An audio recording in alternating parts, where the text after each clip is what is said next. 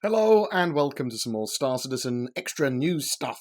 When I see conversations on Spectrum with devs or other videos with info and interviews and stuff like that that doesn't fit in with my normal weekly news, I'll do a video like this. So this time we're focusing on some info from Ben Lesnick about ships and 3.0, Sandy on some physical goods, and a little bit of tech info stuff too that I saw on Spectrum. So Ben did a kind of very makeshift Q&A session on Spectrum, where he answered a few things, primarily about ships, but a few other stuff as well. So the Carrack is coming, but it won't be in 3.0.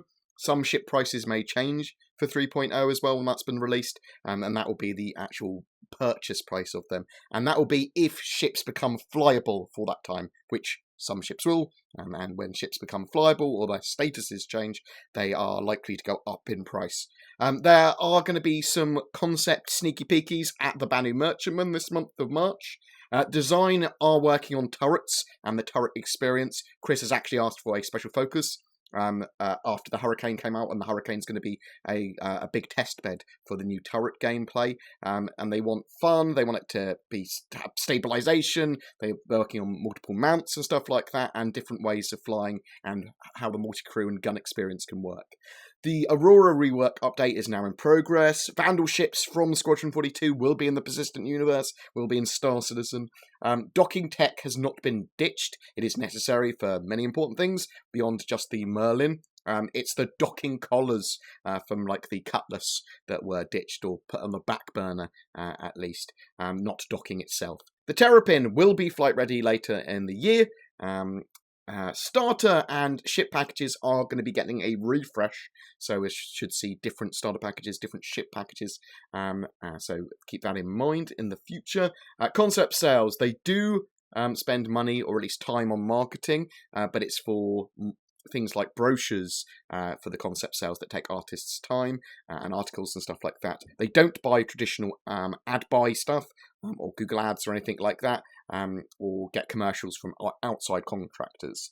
End of March is going to be the most likely time for the next concept sale, and I believe that's going to be the new Banu ship, as mentioned in Quantum Questions, and they just said there's a new Banu ship, and it will be going on concept sale soon. So we don't know exactly 100% what that's going to be, or if that's geared to combat or trade or something like that, but I expect one of those two roles. Yes, to support ships, our next chunk of concepts that are being kicked off will be more support and career focused, Ben said. The current ones that are finishing up are largely combat orientated.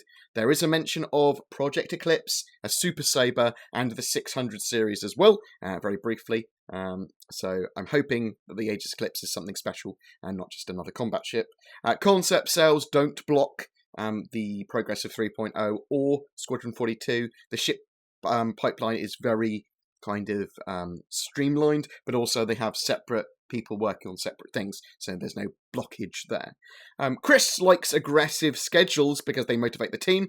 Obviously they don't always work out, which is why they got into some problems with giving the wrong times previously.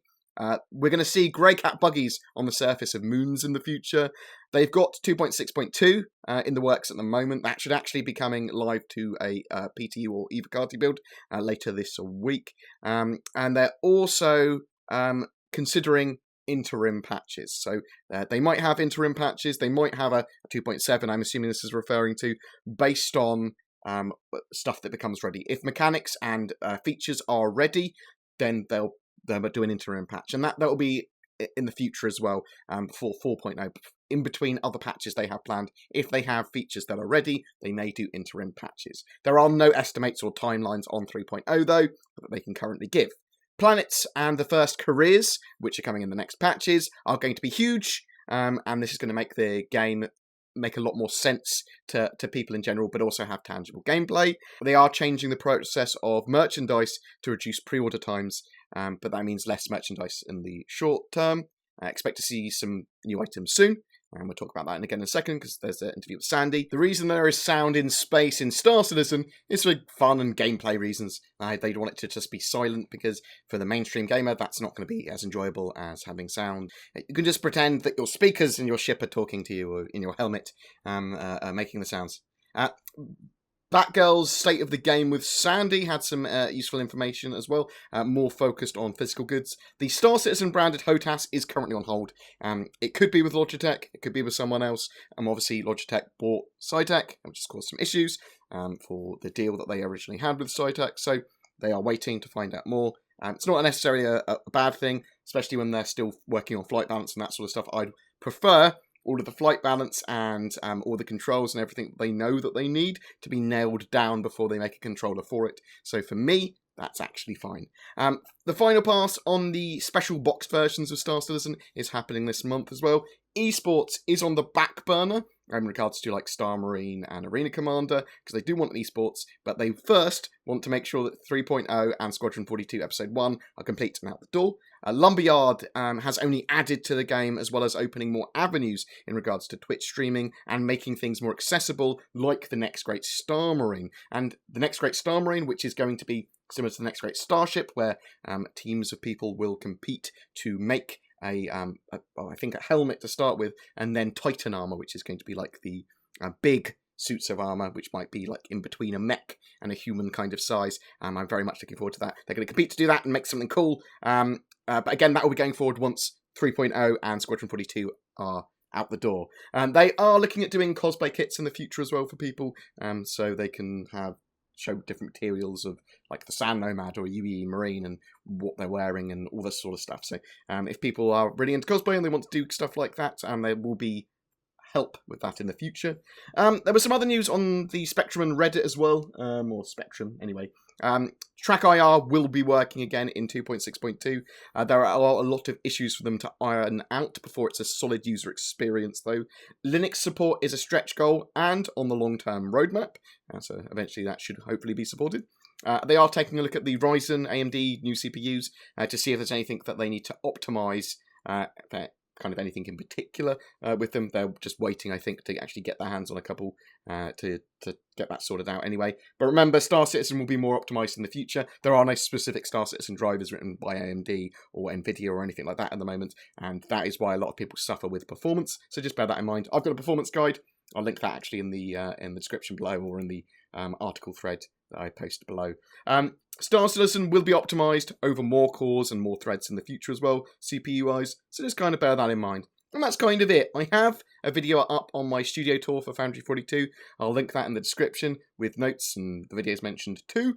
Please check out Batgirl's channel as well. She does get absolutely fantastic interviews with Ben and Sandy, and I've seen them from Cameron and Brian Chambers and stuff like that as well. So check those out. That is a great channel. It doesn't get enough love. It should be more loved.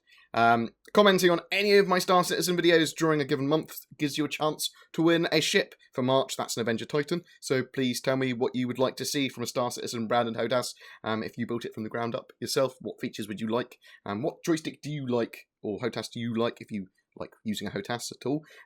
Do you like the idea of esports with Arena Commander and Star Marine in the future? Or don't you care? What do you think about the new Banu ship? What do you think it's going to be geared towards? Combat or trade again, or a mixture of the two?